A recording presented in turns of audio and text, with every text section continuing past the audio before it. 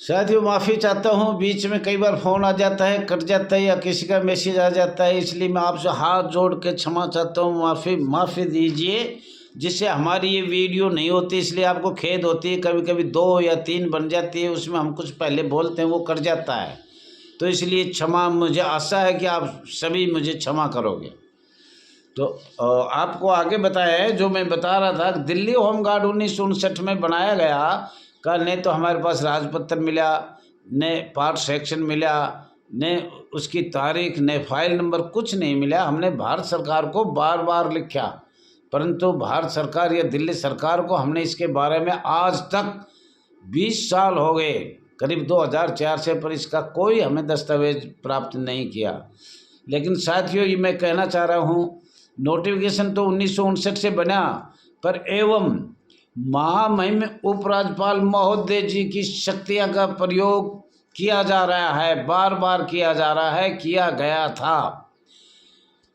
Home guard स्वयंसेवक की as 45 वर्ष किया, कभी 50 वर्ष किया, कभी 60 वर्ष किया। दिल्ली में जितना बार बार 20 साल से लोग रोड पे खड़े हुए हैं, परंतु हमेशा बार बार महामहिम राज्यपाल दिल्ली सरकार की शक्तियों को बार बार लगाया गया।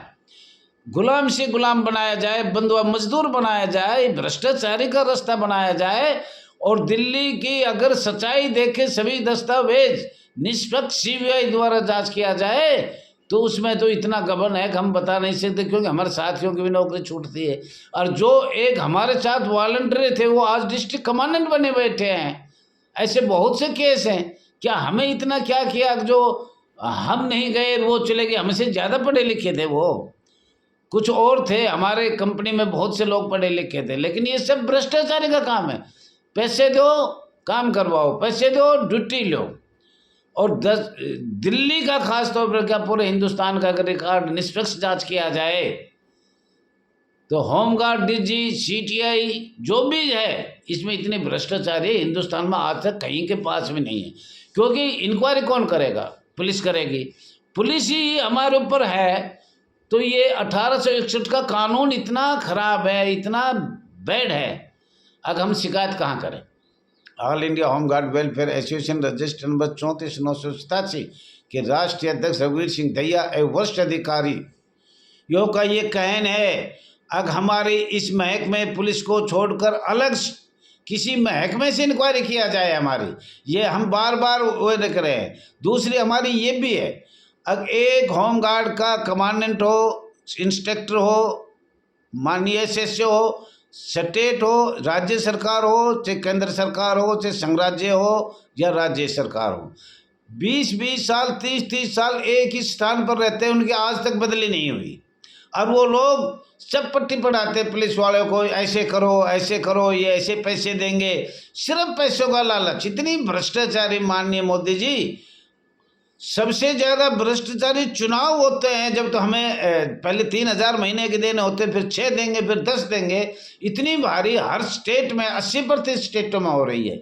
80% माननीय होमगार्ड अधिकारी रिश्वत करके माननीय पुलिस अधिकारियों को देता है। पुलिस अधिकारी अब ऊपर देता है, वो उससे ऊपर देता है।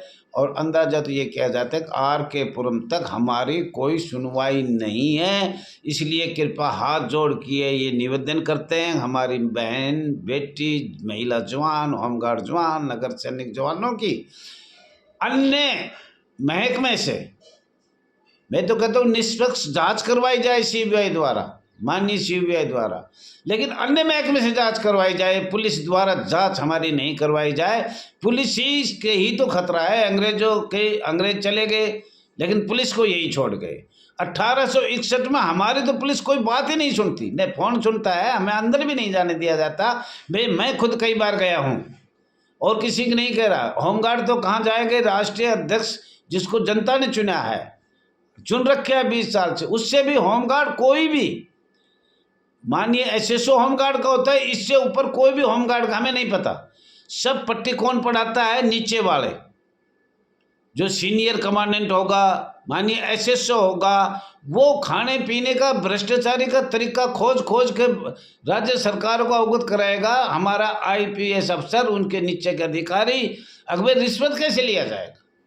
पुलिस हमेशा कोई चोरी हो, बदमाशी हो, उसको छोड़ने का तरीका ढूंढती है, उसका केस को सही नहीं बनाएगी। अब भाई इस चोर को छोड़ा कैसे जाएगा, चाहे कैसा भी चोर हो, और यही हर थाने में हो रहा है। और आज भी मैं ये कहना चाह रहा हूँ, न्याय की बात होनी चाहिए। पुलिस एक्ट 1861 में बदलाव होना बहुत जरूरी है।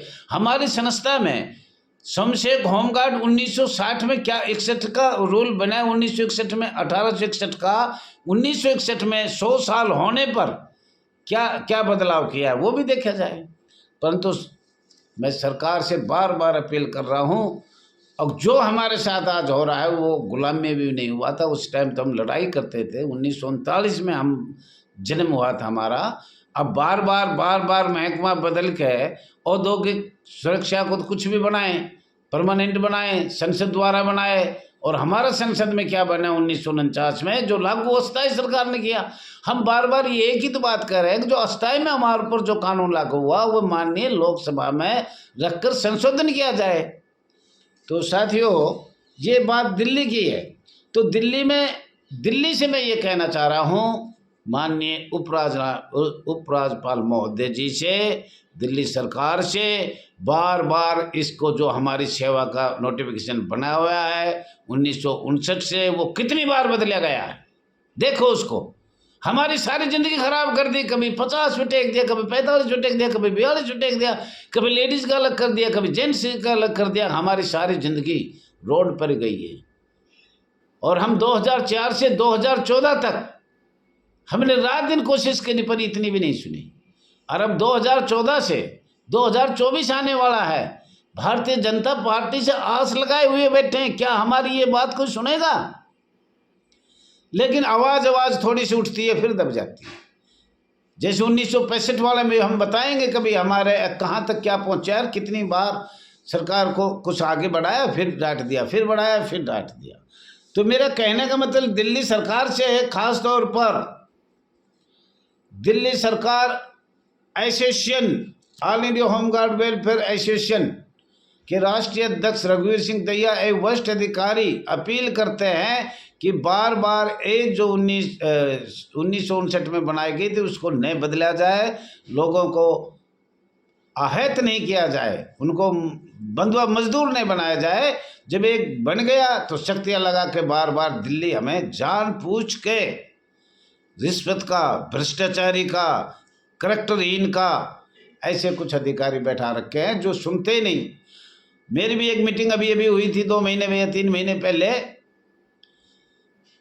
तो हमें ये तो पता है कि ये पुलिस वाले ऊपर बैठे हैं। माननीय डीजी होमगार्ड से कई बात करी पर दिल्ली होमगार्ड डीजी महोदय ने, माननीय डीजी महोदय ने एक भी नहीं सुना। वो तो सरकार को उल्टी पट्टी पढ़ाते हैं, चाहे वो संघराज्य क्षेत्र हो, चाहे वो दिल्ली हो, चाहे पांडिचेरी हो, चाहे स्टेट की हो। और पुलिस का इतना रोब है, इतनी पावर दे रखी है, हमें तो होमगार्ड के कमांडर तक भी मिलने का आदेश नहीं है। अगर नहीं मिल पाओगे, नहीं पूछोगे, और हम तो तानाशाही हैं, हमें तो मिला हुआ है, अधिकार मिला हुआ है, आपको अधिकार नहीं है। आप स्वयंसेवक हो, स्वयंसेवक का मतलब क्या है? और जब हमारी ड्यूटी आती है नगर सैनिक की, जब कहेगा आप एक मिलिट्री फोर्स हो, अर्धसैनिक बल हो, आपको सब काम करना पड़ेगा। तो साथियों, दिल्ली सरकार से मैं बार बार अनुरोध करता हूँ, खासतौर पर महामहिम उपराज्यपाल महोदय जी से, शक्तियाँ का प्रयोग बार बार ना किया जाए। जो 50 साल होगा, जो 60 साल 10 साल बची है वो दिया जाए और इसको स्थायी बनाया जाए, अपनी शक्तियाँ का प्रयोग न किया जाए। बार बार ये हम अपील कर रहे हैं। और साथियों, दूसरा, उत्तराखंड से हमारे पास आए, उत्तराखंड सरकार, राज्य सरकार से प्राप्त हुआ है, होमगार्ड स्वयंसेवकों को सशस्त्र ट्रेनिंग दिया जाएगा। उसके लिए स्थान लिया गया है, एक ऑफिस का लिया गया है। साथियों, यही तो लड़ाई है हमारी। लड़ाई कौन सी है? यही है। कौन सी? आपको हम बताना चाह रहे हैं, अक्षय शस्त्र तो हम पहले ही थे। जब हमने 1939 में लड़ाई लड़ी, 1940 में लड़ाई लड़ी, 41, 42, 43, 44, और 1962, 1971, 65 कौन सी लड़ाई नहीं लड़ी, उसका प्रमाण है। तो साथियों, मैं आपको बहुत जल्द बताना चाह रहा हूँ, ये समय है, आप ज़्यादा से ज़्यादा सभी कोशिश करिए, एकता करिए। जल्दी हम दिल्ली जाने का विचार बना रहे हैं। आपकी दुआ दया हुई तो या भगवान से प्रार्थना करेंगे, इसी सत्र जो चल रहा है इसमें नगर सैनिक होमगार्ड जवानों की आवाज़ उठे तो बहुत अच्छा है, उठ के और इस पर संशोधन किया जाए। भारतीय साक्ष्य अधिनियम 1872, साक्ष्य अधिनियम 1872 24 मई 1968 एवं 6 दिसंबर 1962। तो साथियों, हम क्या करें, कहाँ जाएं, कैसे करें? लड़ाई तो हमारी होमगार्ड स्वयं क्यों लिखते हैं ये समझ में नहीं आ रहा। होमगार्ड अधिकारी सब बैच पक्के परमानेंट होते हैं, इंस्ट्रक्टर परमानेंट, स्टाफ परमानेंट, और हम बिल्कुल कैजुअल संशय बनाया उसका भी हमें पता है। आपको बार बार भारत सरकार को निवेदन है, बहुत लेटर मैंने जो नहीं देने थे जो प्रमाण सहित दिए, और वो कल मैं बताऊंगा जो प्रमाण। Junior staff officer home guard Bharat सरकार के सचिव, वो कल हम दिखाएंगे भी, बताएंगे भी। और साथियों, लड़ाई तो यही है, मच्छर और एक हवा की लड़ाई होगी। तो मच्छर ने जाके एप्लीकेशन लिखवा दिया, जज साहब ने मच्छर बुलाया, भाई क्या बात है? बोले जी ये बात है। बोले ठीक है, तो मैं हवा को बुलाता हूँ। हवा से लड़ाई थी मच्छर की। तो साथियों, हवा आई तो हवा तेज आई तो मच्छर उड़ गया। हवा से बात किया, जी आपकी शिकायत आई है, आपके मच्छर से लड़ाई है। अब वो हवा चली तो मच्छर उड़ गया, अब वो हवा बंद हुई तो मच्छर आया। जब बोले जी क्या लड़ाई है आपकी? बोली यही तो लड़ाई है जी। कौन सी?